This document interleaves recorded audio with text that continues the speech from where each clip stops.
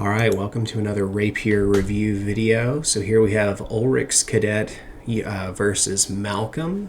So we're going to be figuring out how to use this new program live. So here we go. So I like how out of distance these two are. They're using the maximum amount of this Eric. It looks like Malcolm started in the corner here, whereas Ulrich's cadet started to the side. Generally, and Malcolm's probably trying to dodge the sun there. You're going to want to not be facing the sun, not be in the corner, have that space to move around. And right now we see, Malcolm kind of feeling his opponent out. Unfortunately, right, Ulrich's kind of taken, I say Ulrich's cadet, he's kind of taken that middle line. He steps back, giving Malcolm some distance. They're kind of nice and relaxed. And that's very nice. So here we have Ulrich's cadet, and he forms a posture pointed at Malcolm. Malcolm immediately moves to the side, and you can see here he sort of intercepted the blade. He also has his body on the other side of this point. So he's completely out of the line. He's covered the line from reaching. He's got his offhand in position. He'll likely roll into a fourth and counter. Let's see what happens. So, okay, look at this. Good fencing. So here, he pushes, Ulrich's cadet pushes so that his sword goes back online. Right? Maybe this game wasn't quite as good as I thought. Now here, if I were Malcolm, and I'm looking to see, but it looks like his blade is kind of on that side here. Oh, he raises up. Good. And he's going to have to turn into fourth to have that gain. Now here is about where he should have stopped. Right here, then pushed his blade forward. But he raised up to that tip that unfortunately makes it really easy for Ulrich's student to disengage. So he's going to go ahead and push forward, but because he didn't roll into fourth, right, we don't have that nice push that we had. Had Malcolm rolled into fourth hand position right here, that additional change would have shifted the point over just a hair more, put him on line. But because he instead just pushed right down into the guard, he opens an invitation when he could have just gained. Now he disengages around to the wrong side here to try to gain control. So he needs to have his blade on the inside here for fourth.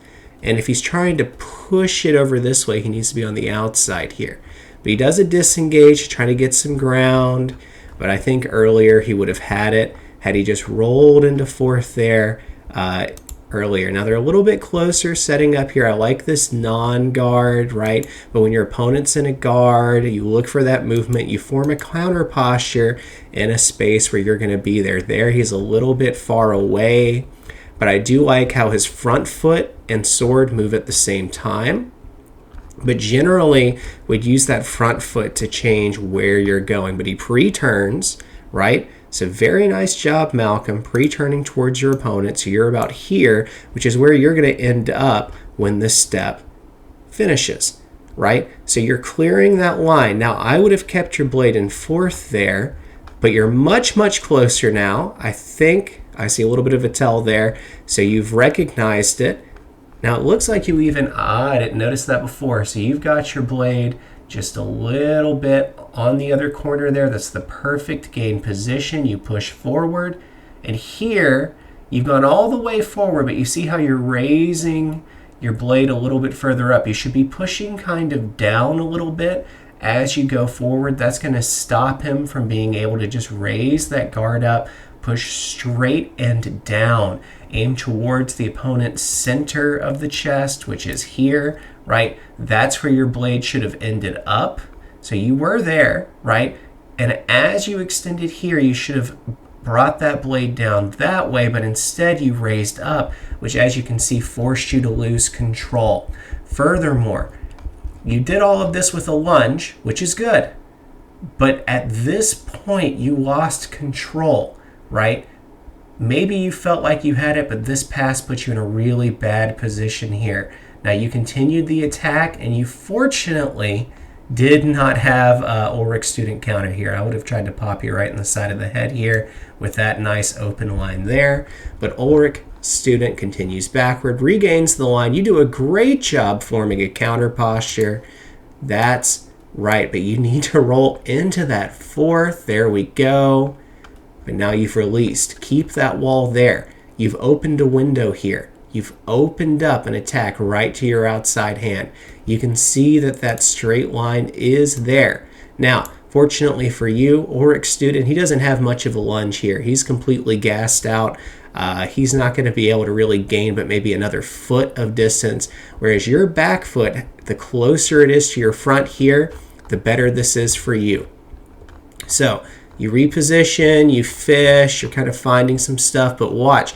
Ulrich student now has that opportunity to get on his feet. He's moving that back foot. At that point, it would have been a good time to strike. Now you're in his distance. He strikes, you reposition, you counter, you put your offhand in, you do a few attacks. You don't really have control of the blade, and things kind of continue.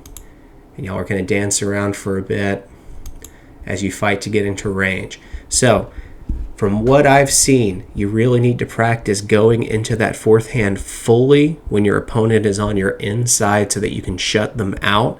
You're rolling into it a little bit late, Malcolm, which is causing those issues there. Let's keep watching. Okay, so it looks like you had a pressure you liked there. So let's see why you liked that, because it didn't look great to me. Okay, so you end up with a gain here that just quite isn't there. You can see, and I'm trying to rotate it here, you see how you really don't have the gain. You're about halfway through his blade, and you've got about the first part of yours, which is why that pressure didn't work there like you thought. Shift that blade up just a hair, push it forward a bit so you start here, and then push up so that you have that gain into his face, right? That's what you're missing there. But you push forward, you try to get that offhand in there. So there's this great counter. Okay, so let's talk about this particular technique. If you want to push into your offhand, the answer is usually to use a beat. So let's say you had a window open. Let's say you had your sword kind of raised up here, and you're going to raise it up in a second hand position, so your false edge is facing his edge here. Now he has to be pointed kind of at your head for this to work, and you can even lower your offhand really to get this to work out well to down here. You're going to swish the blade over and just smack it real quick and then raise your hand up. The blade will move, you stick your hand up, it's on the other side, and as soon as it makes that contact, you extend straight to the face. That's a better way of doing that technique. It'd be easier just to show you, but effectively you're doing a beat attack into your offhand. Trying to just push into your offhand often doesn't have that surprise. It gives your opponent more information than they would normally want. But you go forward, you have the attack, you didn't have the gain. Ooh. That was an unfortunate placement at the beginning of that. Oh man. Man. This is why the best defense is a good offense sometimes. I think that saved you here. So you go forward. You notice he closed the line. I'm like way out here. I'm just going to go ahead and go backwards. Back where we were. You attack, and you get a nice blade pressure here, but you can see you were almost there. Almost there. Look at that. Oh, that's so unfortunate. Almost there, but of course he gets more pressure on your blade than you have on his, right? So you notice that, and you realize he's pushing, so you get your offhand in the way. But you reached, instead of where his blade would be with the pressure, you reached where his blade was. You should have anticipated, right? You read that he was going to go and push. That's why you extended your offhand, I'd bet, more than anything. But you reached where the blade was instead of where it was going to be, which is just so unfortunate here because it was right there. But look, good technique, still works out. Good plans, even if they're not perfect, still work out. You get that disengage, you get your hand in the way, and then you retract the hand and retract the sword. Oh, man. Oh, you hate to see it. You hate to see it. You hate to see it. So you had him. Dead to rights there. You have the sword on your outside. He's not going to get any target, right? Keep your hand extended, right? And honestly, at this point, he's done the same thing to you. I'd break. Like, look, y'all are in the exact same position right now. Not so great for the home team. But you try to get out, you try to fully extend, Something happens. Maybe he calls something. You call something. I don't know. It would help if I had sound on for this.